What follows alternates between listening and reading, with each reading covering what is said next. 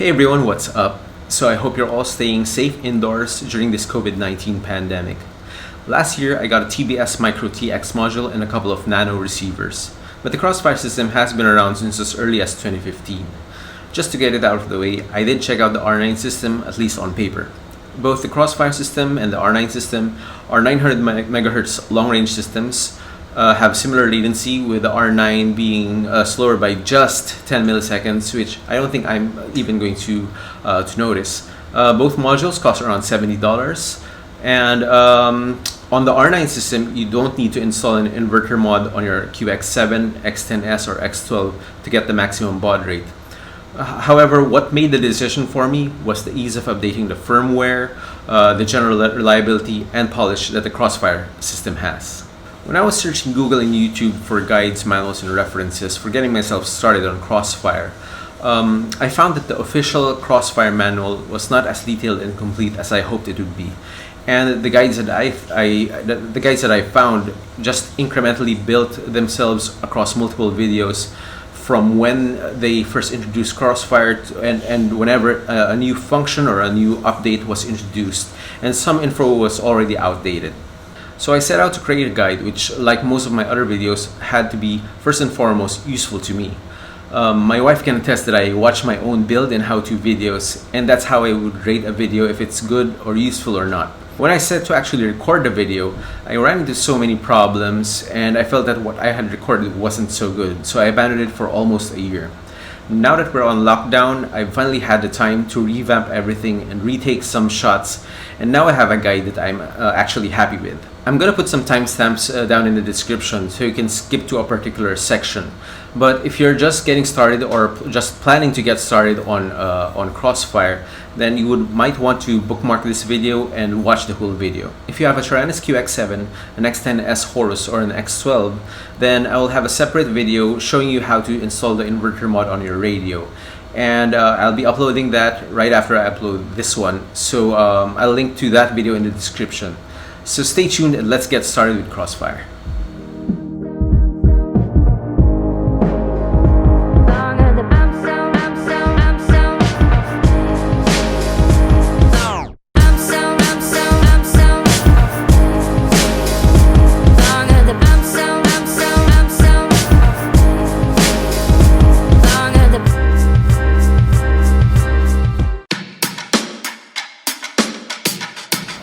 This is what you get when you order the TBS Crossfire Micro TX, and if you open it, well, of course you're going to get the TBS Crossfire Micro module. So this fits in the JR module at the back of your QX7 in my case, or your X90 or whatever.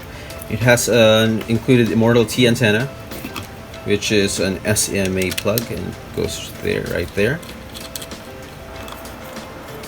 But you also get small PCB, and you would solder this inside your QX7 if you have a QX7, so that you can get that full baud rate and achieve the lowest latency that you can have with a Crossfire. Because otherwise, you're still gonna get long range, but the baud rate will be limited if you don't do this on your QX7. If you have a Taranis X90 though, you won't have a problem. You still use the Crossfire at full baud rate even without this mod. So this is my QX7. This is the back of my QX7. You just pop off the cover of the JR module bay and just move this 3D printed stand out of the way, and you just pop this on, and that is it. And you might want to screw in your Immortal T antenna over here. Alright, so even with my stand, it doesn't get in the way, so at least that's good. I can still use it with my stand.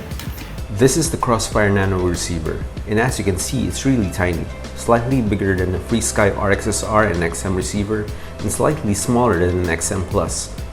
On the end, you will see these 4 pads which you can solder directly to, and which can also be used as through holes for the included 4-pin header. It comes with a couple of silicone wires, the 4-pin header you saw earlier, a piece of clear heat shrink, as well as the standard Crossfire antenna. If you get the SE version, it comes with the Immortal T antenna instead. So we're going to be soldering this TBS Crossfire Nano Rx to Sierra. So Sierra right now has a FreeSky Furious FPV LR1000D here, and it's a typical S-bus receiver. So you solder it into your ground 5 volts and then S-bus, and then for if you have a smart port telemetry setup, you have that on a spare UART. With a Crossfire, you have to note that the S-bus pins are usually S-bus pads are usually an inverted pad, and the Crossfire transmits a non-inverted signal, so you can't solder your Crossfire here to your S-bus. You have to look for a spare UART. So if depending on your flight controller board, this is the Omnibus F4 V5, and I'll link my review in the description of this Omnibus F4 V5 here somewhere. Right now, what I'm just going to be doing is I'm just going to be using UART1 here, where my smart port is soldered to. I'm just going to remove that, and then I'm going to be soldering this in to UART1, and then I'm just going to be removing this FreeSky receiver from the S-bus. Here's another example of soldering the Crossfire Nano receiver, this time to a Helio Spring all-in-one flight controller. So we soldered the red wire to 5 volts, and then we soldered a black wire to ground, just like any other receiver. Next, we pre-tin the UART3 pads, both the RX and the TX. And then we get the white wire, which is channel 1, and solder that to the UART RX pad. And the yellow wire, which is channel 2, goes to the UART TX pad.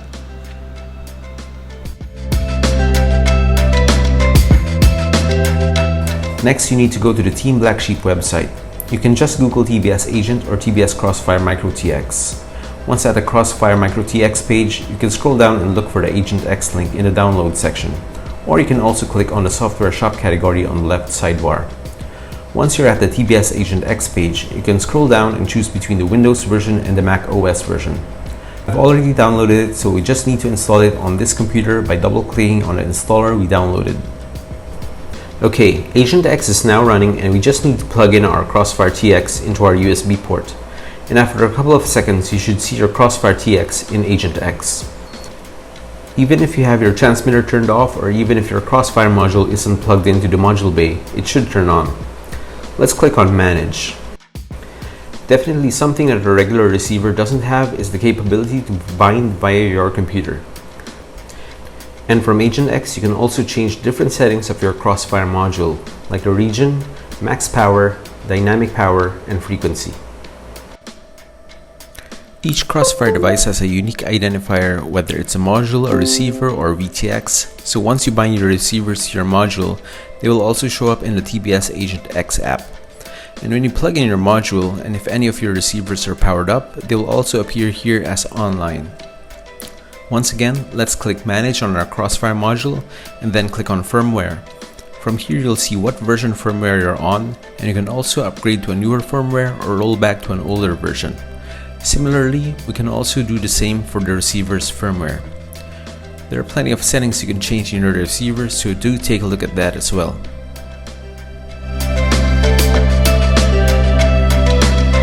Before anything else, we need to open up OpenTx Companion and go to the Settings menu and click on Settings. And here we need to install Lua Scripts by clicking on Lua as well as Lua C, which is compile Lua Scripts. And I'm pretty surprised this isn't mentioned in the Crossfire manual, because this will save you a lot of headaches. Lua C basically allows you to run your scripts with less RAM and more reliability, run it better.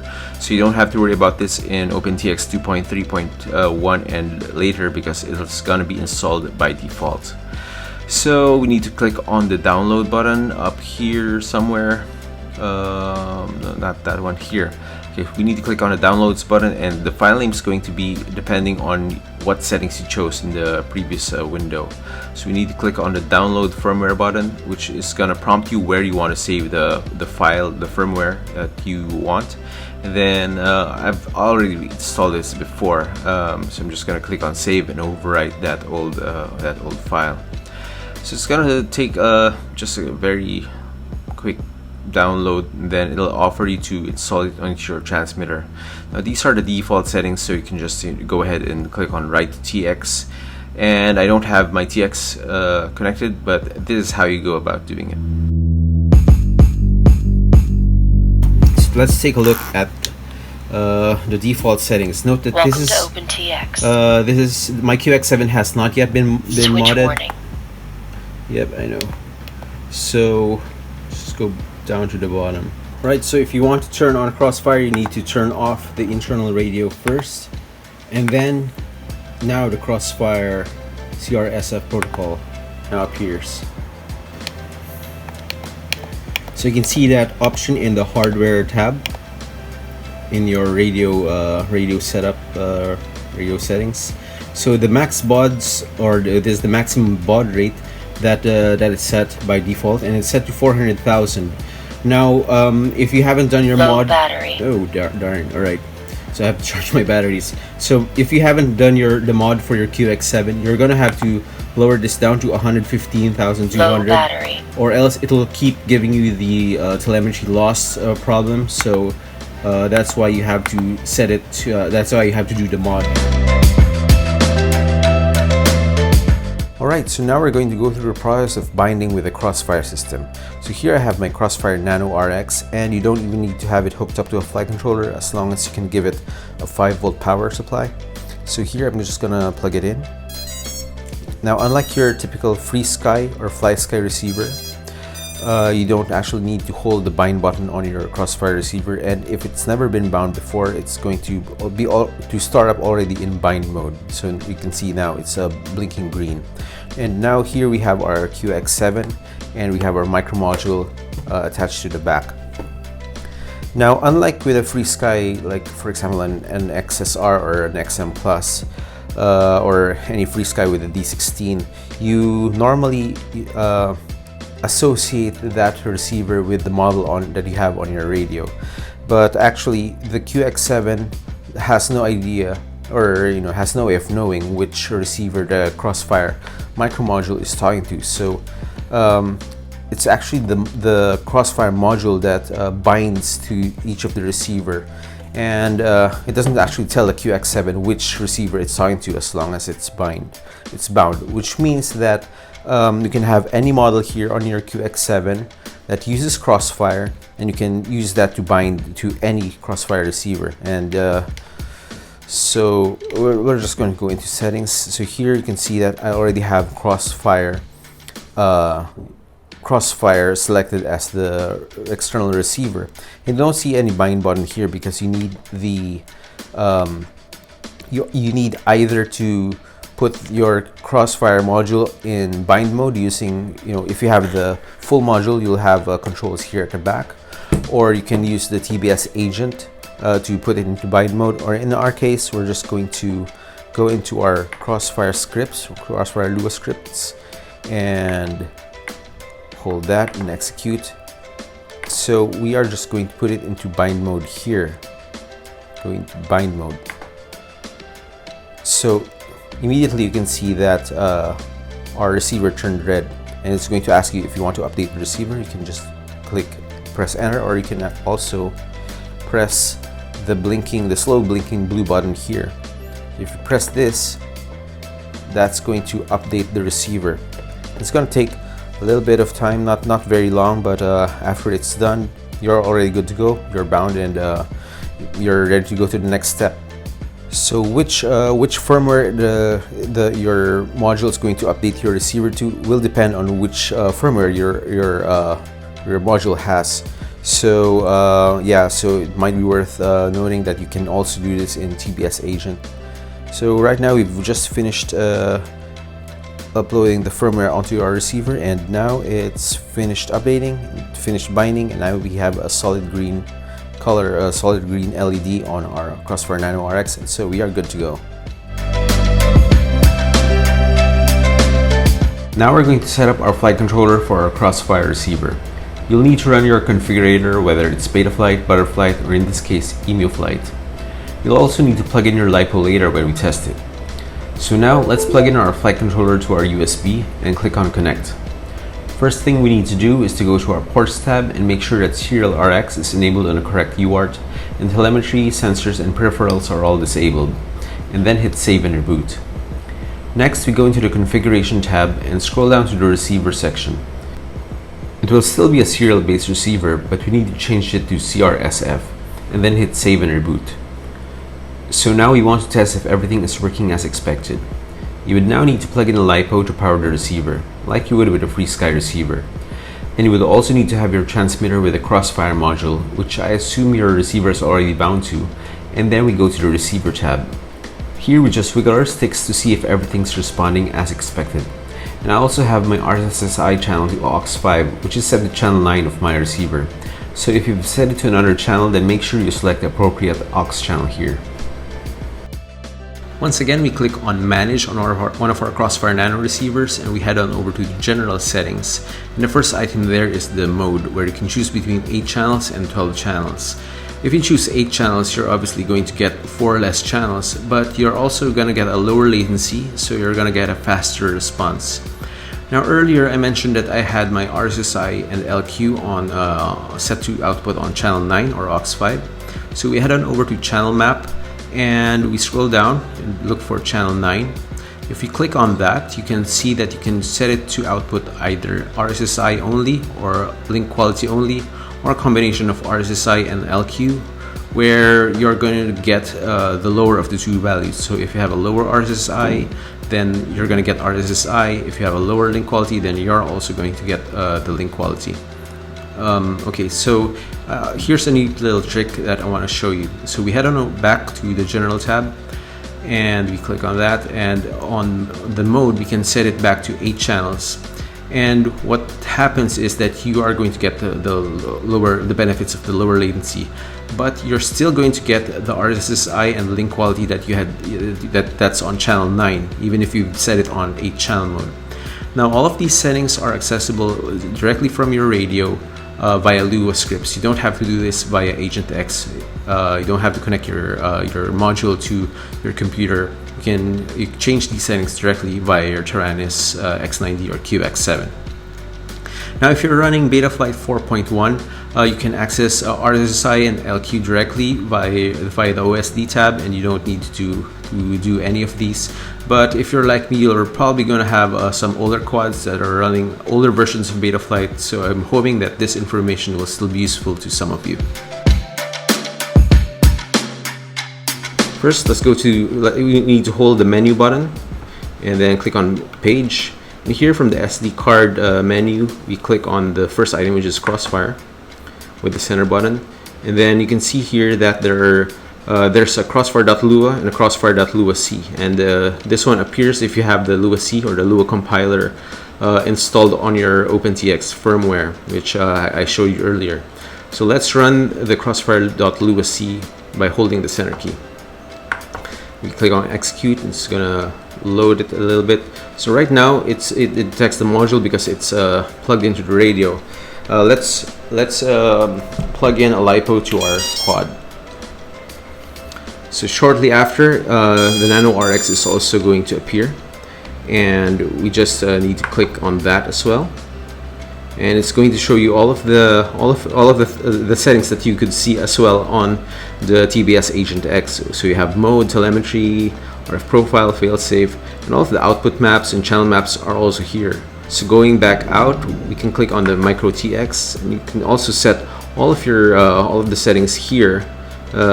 Again, you can set this either on AgentX or here directly on your radio. If you did not have Lua-C installed, you would only have this Crossfire.lua. Actually, when you first start your radio with your new firmware, the .lua-C will this is created when you first start these scripts.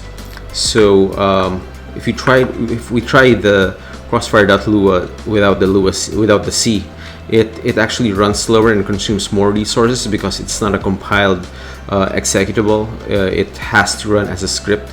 So if you use that, this is going to load a little bit slower. Well, right now it's loading, but I've had problems before where this menu doesn't even load.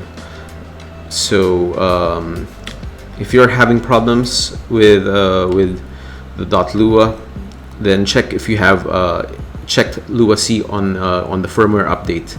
of your OpenTx radio. So there you have it. I really hope that this video has been really useful to you. I put a lot of effort and a lot of time, maybe a little bit too much time, into the making of this video. And I'd really appreciate it if you can give it a like and make sure you're subscribed. And maybe you can also share this to your friends. So anyway, as always, keep building, keep flying, and stay home during this COVID-19 pandemic.